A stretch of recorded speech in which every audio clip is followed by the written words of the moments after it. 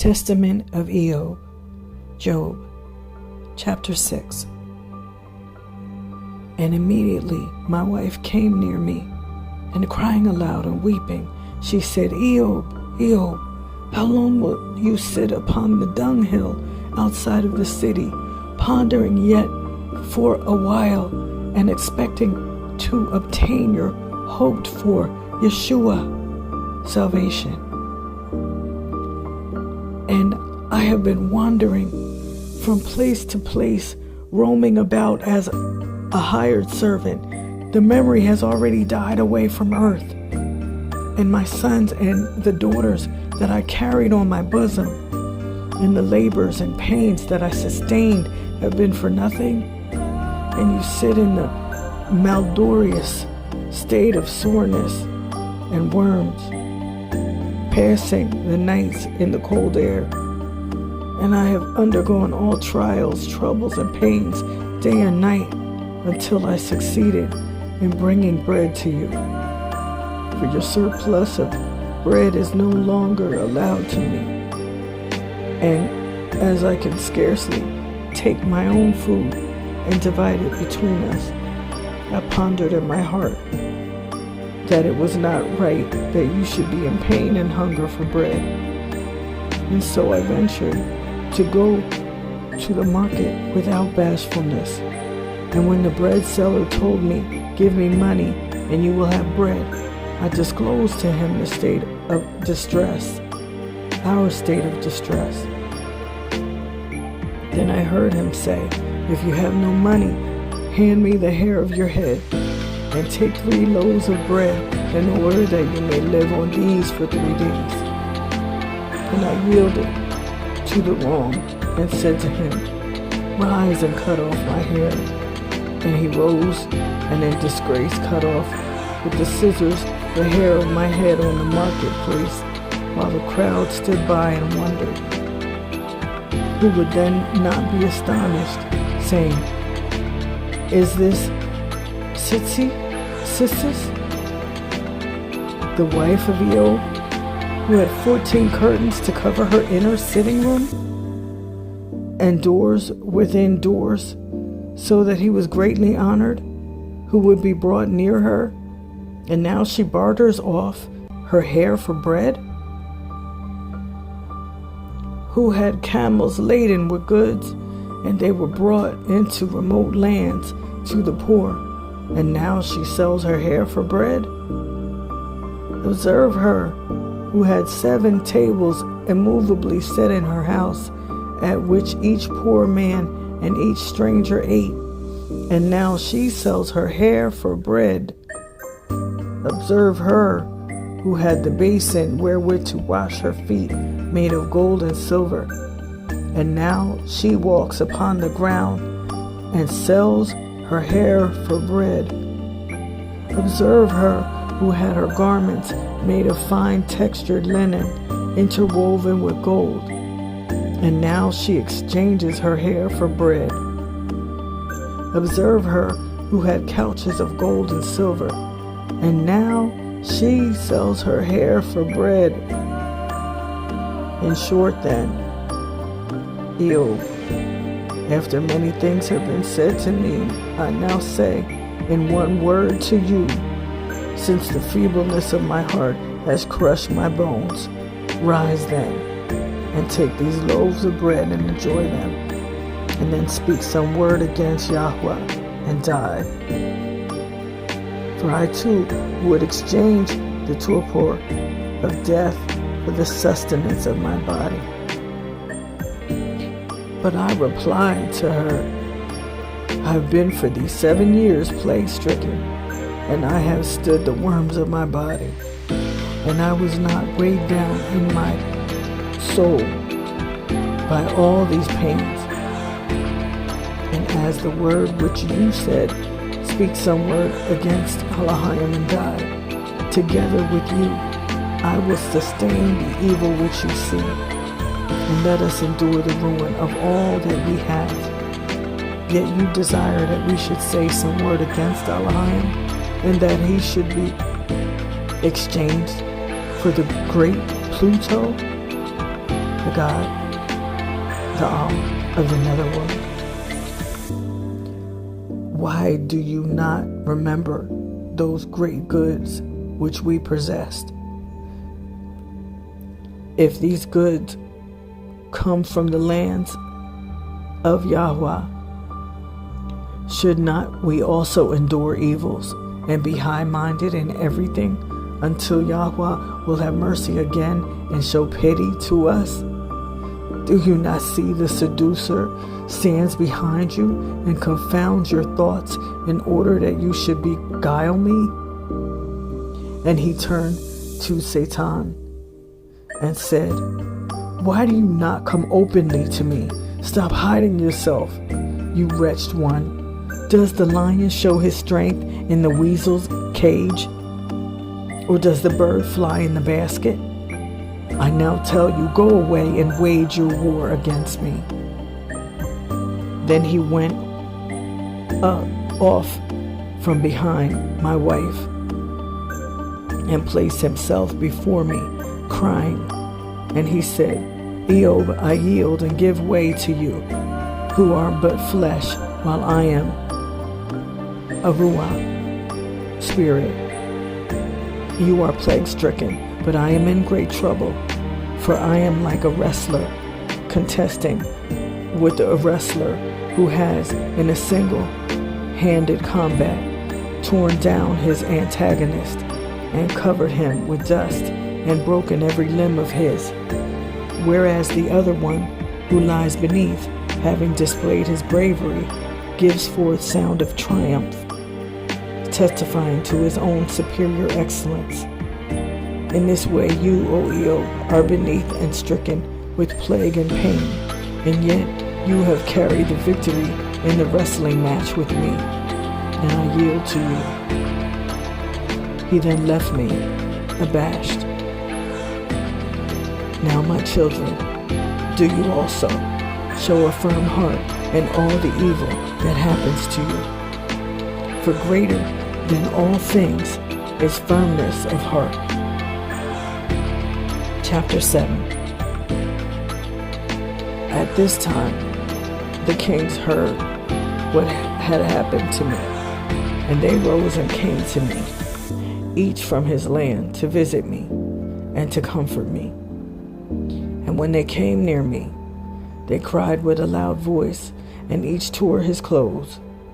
And after they had prostrated themselves, touching the earth with their heads, they sat down next to me for 7 days and 7 nights, and none spoke a word. They were 4 in numbers: Eliphaz, the king of Teman, and Baldad, and Sophar, and Elihu. And when they had taken their seat, they conversed about what had happened to me. Now when for first time, they had come to me, and I had shown them my precious stones, they were astonished instead.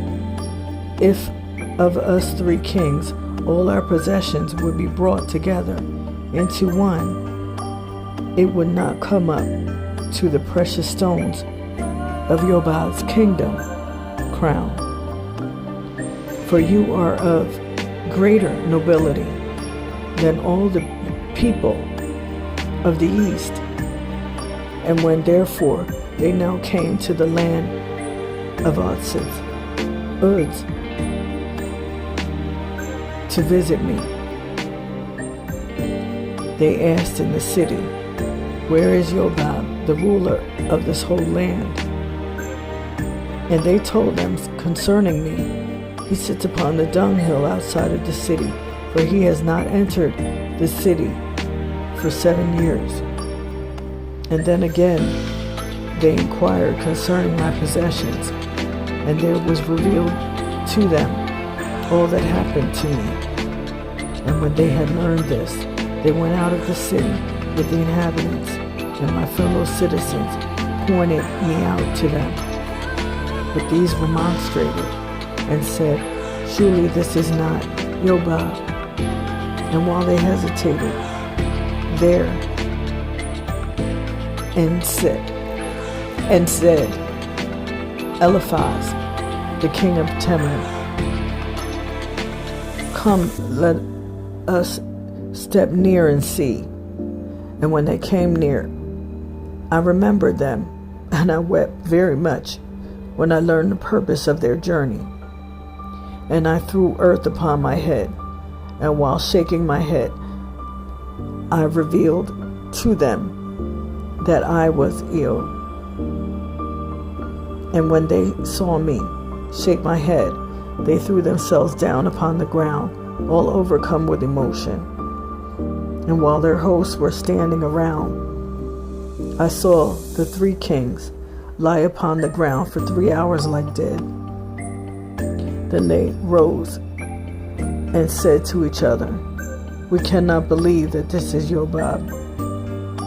And finally, after they had for 7 days inquired after everything concerning me, and searched for my flocks and other possessions, they said, do we not know how many goods were sent by him to the cities and the villages round about to be given to the poor, aside from all that was given away by him with his own house? How then could he have fallen into such a state of perdition and misery? And after the 7 days, Elihu said to the kings, come, let us step near and examine him accurately, whether he truly is Yobab or not. And they, being not half a mile distant from his malodorous body, they rose and stepped near, carrying perfume in their hands, while their soldiers went with them. And they threw fragrant incense round about them, so that they could come near me. And after they had passed like this 3 hours, covering the way with aroma, they drew nigh. And Eliphaz began and said, are you indeed Iyob, our fellow king? Are you the one who owned the great kavod, glory? Are you he who once shone like the sun of day upon the whole earth? Are you he who once resembled the moon and the stars engulfing throughout the night? And I answered him and said, I am. And upon that all wept and lamented, and they sang a royal song of lamentation, their whole army joining them in a chorus. And again Eliphaz said to me, are you he who had ordered 7,000 sheep to be given for the clothing of the poor?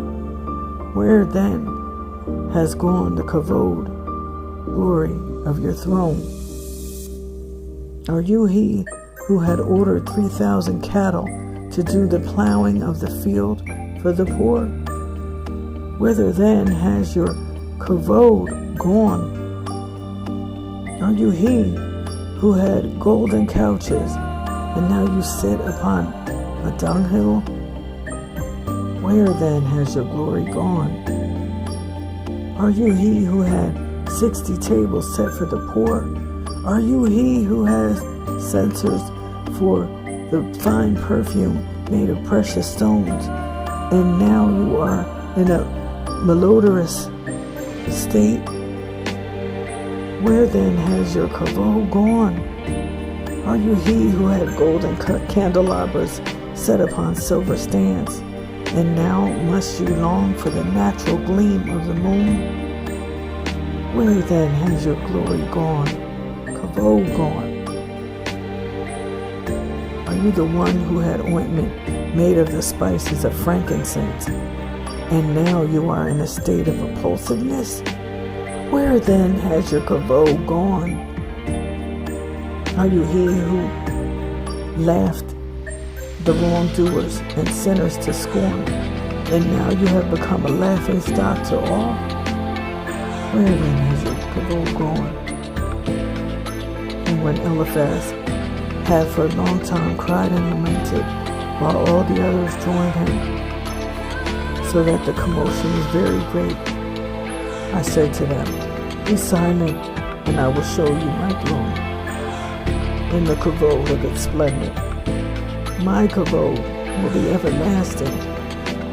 The whole world shall perish, and its kavod shall vanish, and all those who hold fast to it will remain beneath. But my throne is in the upper world, and its kavod and splendor will be to the right of the Savior in the Shamayim, heavens. My throne exists in the life of the Kodesh, holy ones, and its kavod is in the imperishable world. For rivers will be dried up, and their arrogance shall go down to the depth of the abyss. But the streams of my land, in which my throne is erected, shall not dry up, but remain unbroken in strength. The king perish, and the rulers vanish, and their kavod and pride is as the shadow in a looking glass. But my kingdom lasts forever and ever, and its kavod and beauty is in the chariot of my Father." Chapter 8. When I spoke this way to them, Eliphaz became angry and said to the other friends, "For what purpose is it that we have come here with our host to comfort him? He upbraids us, therefore let us return to our countries. This man sits here in misery, worm-eaten, amidst an unbearable state of putrefaction, and yet he challenges its saving. Kingdoms shall perish, and the rulers, but my kingdom, says he, shall last forever." Eliphaz then rose in great commotion, and turning away from them in great fury, said, "I go from here. We have indeed come to comfort him, but he declares war to us in view of our armies." But then Baldad seized him by the hand and said, "Not in this manner, or at once to speak to an afflicted man, and especially to one stricken down with so many plagues. We, being in good health, dared not approach him on account of the offensive odor, except with the help of plenty of fragrant aroma. But you, Eliphaz, are forgetful of all this. Let me speak plainly. Let us be magnanimous and learn what is the cause. Must he, in remembering his former days of happiness, not become mad in his mind? Who should not be altogether perplexed, seeing himself in this way lapse into misfortune and plagues? But let me step near him, that I may find by what cause is he like this." And Baldad rose and approached me, saying, "Are you Iyob?" And he said, "Is your heart still in good keeping?" And I said, "I did not hold fast to the earthly things, since the earth with all that inhabit it is unstable. But my heart holds fast to the Shamayim, because there is no trouble in Shamayim." Then Baldad rejoined and said, "We know that the earth is unstable, for it changes according to season. At times it is in a state of peace, and at times it is in a state of war. But at the Shamayim, we hear that it is perfectly steady. But are you truly in a state of calmness? Therefore let me ask and speak when you answer me to my first word. I shall have a second question to ask. And if again you answer in well-said words, it will be manifest that your heart has not been unbalanced. And I said, upon what do you set your hope? And I said, upon the living Elohim. And he said to me, who deprived you of all you possessed? And who inflicted you with these plagues? And I said, Elohim. And he said, if you still place your hope upon Elohim, how can he do wrong in judgment, having brought upon you these plagues and misfortunes, and having taken from you all your possessions? And since he has taken these, it is clear that he has given you nothing.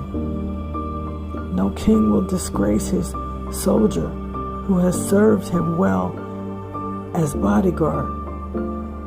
And I answered, saying, who understands the depths of Yahudah and of his wisdom to be able to accuse Elohim of injustice? And Baldad said, answer me, O Iyob, to this.